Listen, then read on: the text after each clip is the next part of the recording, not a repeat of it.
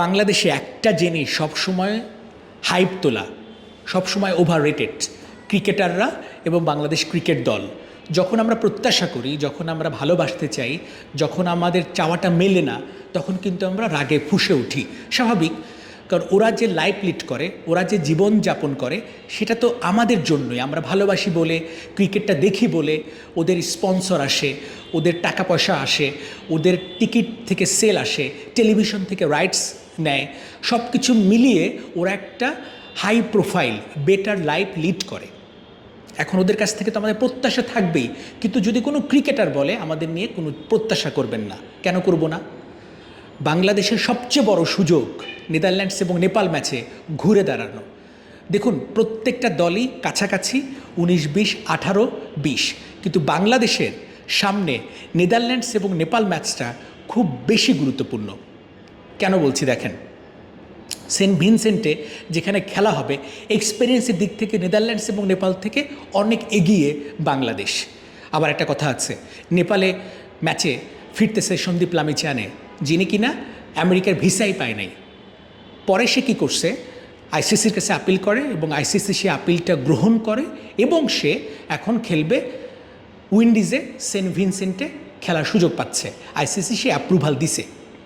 Netherlands দেখেন, প্রত্যেকটা দলই ভাই খুব কাছাকাছি। বলছি কি, বিশ্বকাপে যে কোনো অঘটন ঘটতে পারে, যে কোনো দুর্ঘটনা ঘটতে পারে। অনেকে বলে না আপসেট, বাংলাদেশেরও কিন্তু কিছু কিছু ঘটনা আছে। 1999 ওয়ার্ল্ড কাপে, 1999 ওয়ার্ল্ড কাপে পাকিস্তানকে হারানো, এটা আইসিসি এখনও লেখে বিগেস্ট আপসেট।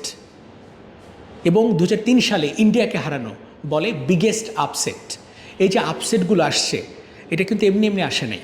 তো বাংলাদেশ তো ওই সময় আপসেট করতো, কিন্তু এখন তো রিয়েল খেলাটা খেলছে। শ্রীলঙ্কার বিপক্ষে লো স্কোরিং ম্যাচ, সাউথ আফ্রিকার বিপক্ষে লো স্কোরিং ম্যাচ, এটাকে বাংলাদেশের দোষ বা প্রতিপক্ষ শ্রীলঙ্কা সাউথ আফ্রিকার দোষ না ভাই, উইকেটটাই অমন। একটা দেশ নতুন আসছে ক্রিকেটে এবং তারা জাঁকালোভাবে আয়োজনও করছে, সেটা প্রমাণ দিছে। কিন্তু উইকেটটা আসলে স্লো উইকেট, রান হচ্ছে না।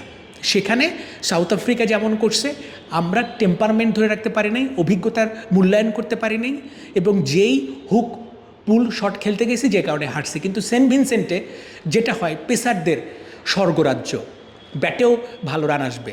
আমি বিশ্বাস করি নেদারল্যান্ডস নেপাল ম্যাচে বাংলাদেশ ঘুরে দাঁড়াবে। নইলে এই বিশ্বকাপে যদি নেপাল আর নেদারল্যান্ডসের কাছে বাংলাদেশ হেরে যায়, বাকি দুটো ম্যাচ হেরে যায়, বাংলাদেশের কবর রচিত হবে ভাই, ক্রিকেটের কবর রচিত হবে। এবং এই এয়ারপোর্টে বাংলাদেশ দল যখন আসবে, তখন প্রতিবাদের মুখে পড়বে ওরা, ব্যাপক প্রতিবাদের মুখে পড়বে ওরা। আমি নিজেই প্রতিবাদ করতে এয়ারপোর্টে থাকব, যে আপনাদের জন্য রাত জেগে খেলা দেখা, দিন জেগে খেলা দেখা, কর্মজীবী মানুষেরা বিভিন্ন ফাঁকে ফাঁকে খবর নেয়া, একটা সুখবর নেয়ার আশা। একটা দেখুন, আপনারা সব জিতে যাবেন, বিশ্বকাপ জিতে যাবেন, এই প্রত্যাশা তো আমরা করি না। আমরা করি ভালো ক্রিকেটটা খেলবেন, প্রত্যেকে নামের প্রতি সুবিচার করবেন। ব্যাটিংটা যেন দেখে হয় যে না, আপনি সারভাইভ করছেন, আপনি স্ট্রাগল করছেন দলের জন্য, নিজের জন্য নয়। বোলিংটা দেখে যেন মনে হয় সর্বোচ্চটা দিছেন, অ্যাগ্রেশন ছিল বোলিংটাতে, কষ্ট পাইছেন আপনি।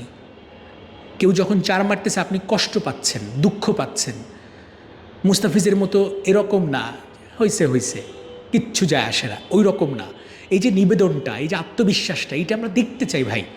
নিবেদন, আত্মবিশ্বাস দেখান, তাই হবে। আপনি 100 করবেন তা তো আমরা চাই না, 50 করবেন প্রতি ম্যাচে তা তো আমরা চাই না। এটা সম্ভব না। এটা কোহলি পারবে না, এটা স্মিথ পারবে না। কোনো বোলার বলে কয়ে আপনাকে প্রতি ম্যাচে 3-4টে উইকেট এনে দিতে পারবে না। কিন্তু নিবেদনটা, ডেডিকেশন লেভেলটা, ক্রিকেটটা হৃদয় দিয়ে খেলতেছেন, দেশের জন্য খেলতেছেন, হার্ডওয়ার্ক করতেছেন, এইটা আমরা দেখতে চাই। এবং নেদারল্যান্ডস নেপাল ম্যাচে আমরা এটাই দেখতে চাই। That's it.